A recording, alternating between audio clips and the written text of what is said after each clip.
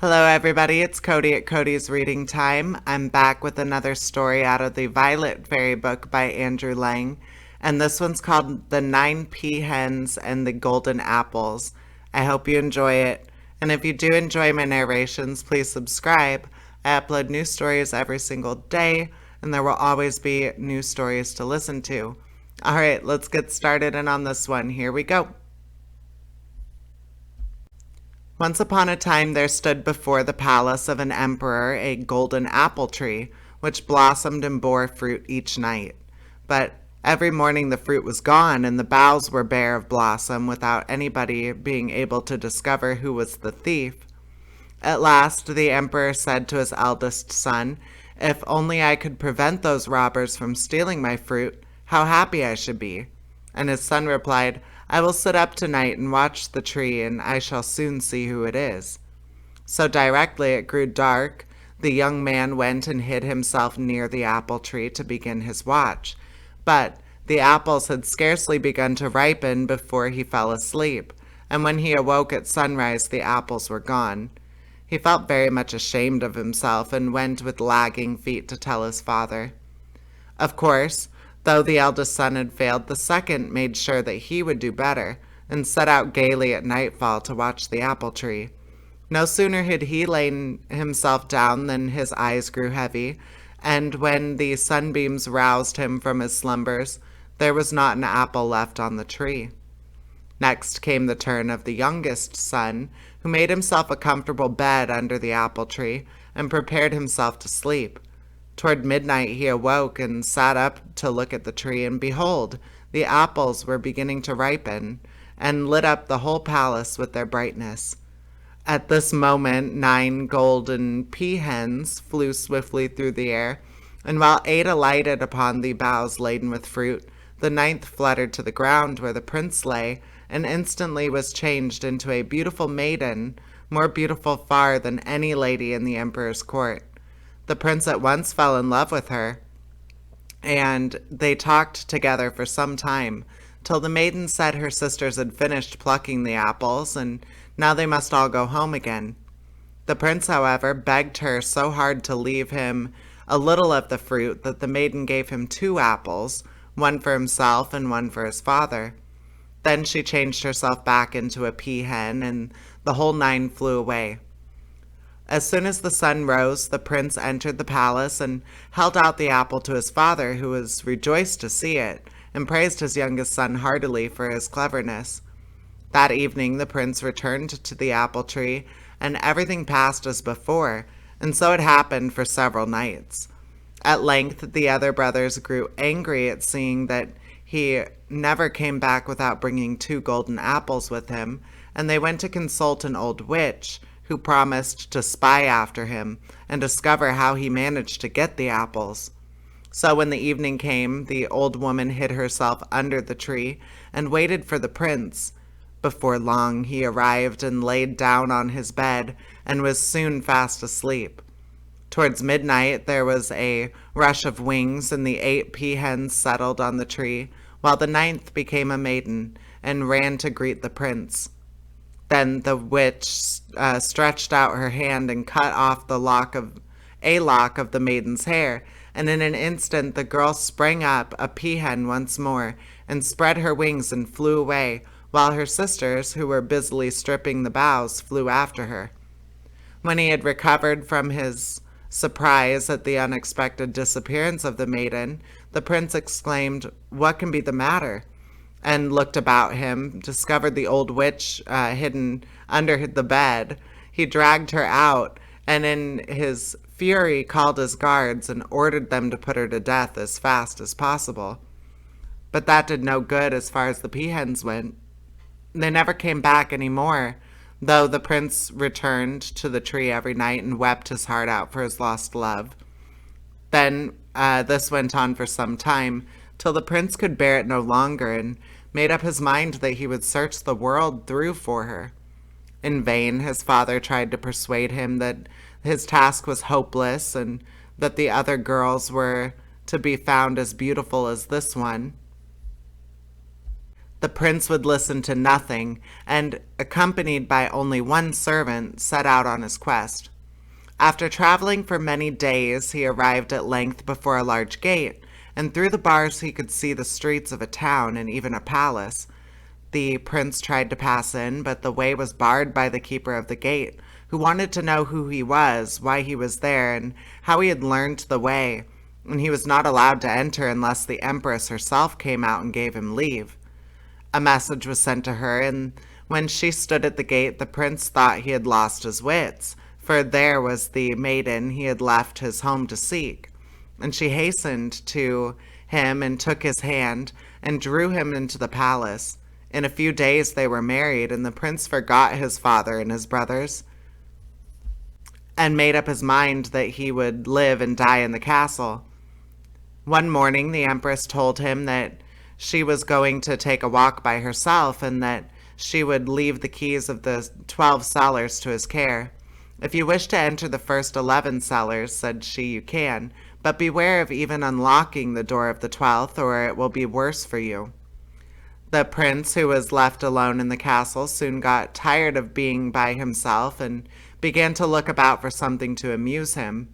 "What can there be in the 12th cellar," thought he to himself, "which I must not see?" And he went downstairs and unlocked the doors one after the other. When he got to the 12th, he paused, but his curiosity was too much for him, and in another instant the key was turned and the cellar lay open before him.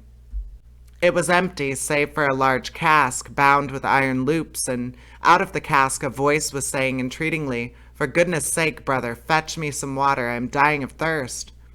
The prince, who was very tender-hearted, brought some water at once and pushed it through a hole in the barrel, and as he did so, one of the iron hoops burst. He was turning away when a voice cried the second time, "Brother, for pity's sake, fetch me some water. I'm dying of thirst." So the prince went back and brought some more water, and again another hoop sprang.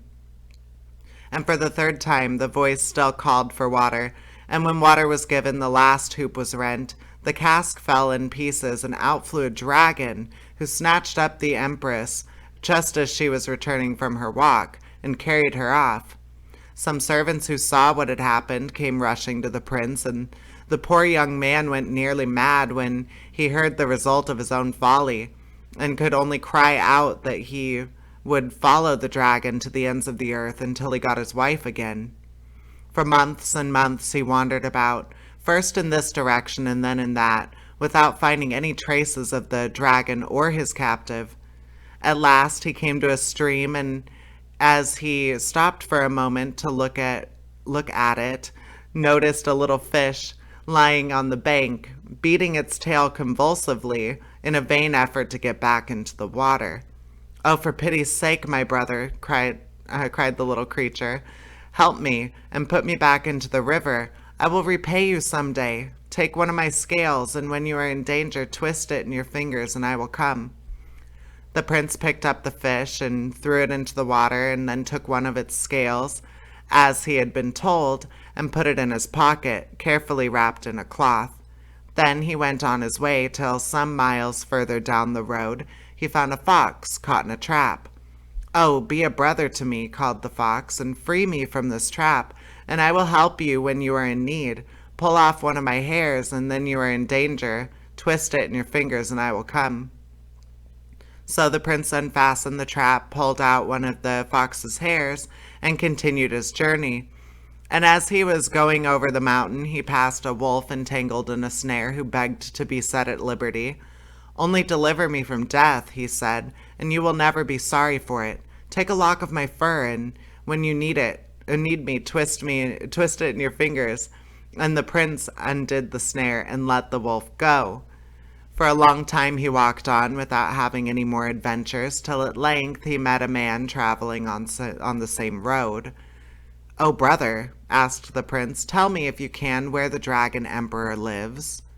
The man told him where he could find the place, and how long it would take him to get there, and the prince thanked him and followed his directions till that same evening he reached the town where the dragon emperor lived. When he entered the palace, to his great joy he found his wife sitting alone in a vast hall, and they began hastily to invent plans for her escape. There was no time to waste, as the dragon might return. So they took 2 horses out of the stable and rode away at lightning speed. Hardly were they out of sight of the palace than the dragon came home and found that his prisoner had flown. He sent at once for his talking horse and said to him, "Give me your advice. What shall I do? Have my supper as usual, or set out in pursuit of them?" "Eat your supper with a free mind first," answered the horse, "and follow them afterwards." So the dragon ate till it was past midday, and when he could eat no more, he mounted his horse and set out after the fugitives. In a short time he had come up with them, and as he snatched the empress out of her saddle, he said to the prince, "This time I will forgive you because you brought me the water when I was in the cask, but beware how you return here, or you will pay it with your life." Half mad with grief, the prince rode sadly on a little further, hardly knowing what he was doing. Then he could bear it no longer and turned back to the palace in spite of the dragon's threats. Again, the empress was sitting alone, and once more they began to think of a scheme by which they could escape the dragon's power. "Ask the dragon when he comes home," said the prince, "where he got that wonderful horse from, and when you can tell me, and I will try to find another like it." Then, fearing to meet his enemy, he stole out of the castle. Soon after the dragon came home, and the empress sat down near him and began to coax and flatter him into a good humor. And at last she said, "But tell me about the wonderful horse you were riding yesterday. There cannot be another like it in the whole world. Where did you get it from?" And he answered, "The way I got it is a way which no one else can take. On top of a high mountain dwells an old woman who has in her stables 12 horses, each one more beautiful than the other, and in one corner is a thin, wretched-looking animal whom no one would glance at a second time, but he is in reality the best of the lot. He is twin brother to my own horse and can fly as high as the clouds themselves, but no one can ever get this horse without first serving the old woman for 3 whole days. And besides the horses, she has a foal and its mother, and the man who serves her must look after them for 3 whole days, and if he does not let them run away, he will in the end get the choice of any horse as a present from the old woman. But if he fails to keep the foal and its mother safe on any one of the 3 nights, his head will pay." The next day the prince watched till the dragon left the house, and then he crept in to the empress, who told him all she had learned from her gaoler. The prince at once determined to seek out the old woman on the top of the mountain, and lost no time in setting out. It was a long and steep climb, but at last he found her, and with a low bow he began, "Good greeting to you, little mother." "Good greeting to you, my son. What are you doing here?" "I wish to become your servant," answered he. "So you shall," said the old woman. "If you can take care of my mare for 3 days, I will give you a horse for wages, but if you let her stray, you will lose your head." And as she spoke, she led him into a courtyard surrounded by palings, and on every post a man's head was stuck. One post only was empty, and as they passed it, cried out, "Woman, give me the head I'm waiting for." The old woman made no answer, but turned to the prince and said, "Look, all those men took service with me on the same conditions as you, but not one was able to guard the mare." But the prince did not waver, and declared he would abide by the words that he had told her. When evening came, he led the mare out of the stable and mounted her, and the colt ran behind. He managed to keep his seat for a long time in spite of all her efforts to throw him, but at length he grew so weary that he fell fast asleep, and when he awoke he found himself sitting on a log with the halter in his hands. He jumped up in terror, but the mare was nowhere to be seen, and he started with a beating heart in search of her. He had gone some way without a single trace to guide him when he came to a little river. The sight of the water brought back to his mind the fish whom he had saved from death, and he hastily drew the scale from his pocket. It had hardly touched his fingers when the fish appeared in the stream beside him. "What is it, my brother?" asked the fish anxiously. The old woman's mare strayed last night, and I don't know where to look for her. Oh, I can tell you that. She has changed herself into a big fish and her foal into a little one. But strike the water with the halter and say, 'Come here, O mare of the mountain witch,' and she will come." The prince did as he was bid, and the mare and her foal stood before him. Then he put the halter around her neck and rode her home, the foal always trotting behind them. The old woman was at the door to receive them and gave the prince some food while she led the mare back to the stable. "You should have gone among the fishes," cried the old woman, striking the animal with the stick. "I did go among the fishes," replied the mare, "but they are no friends of mine, for they betrayed me at once." "Well, go among the foxes this time," said she, and returned to the house, not knowing that the prince had overheard her. So when it began to grow dark, the prince mounted the mare for the second time and rode into the meadows, and the foal trotted behind his mother. Again he managed to stick on till midnight, when a sleep overtook him that he could not battle against, and when he woke up he found himself as before, sitting on the log, with the halter in his hands.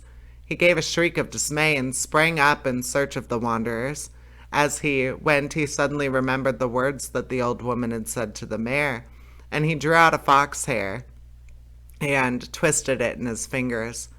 "What is it, my brother?" asked the fox, who instantly appeared before him.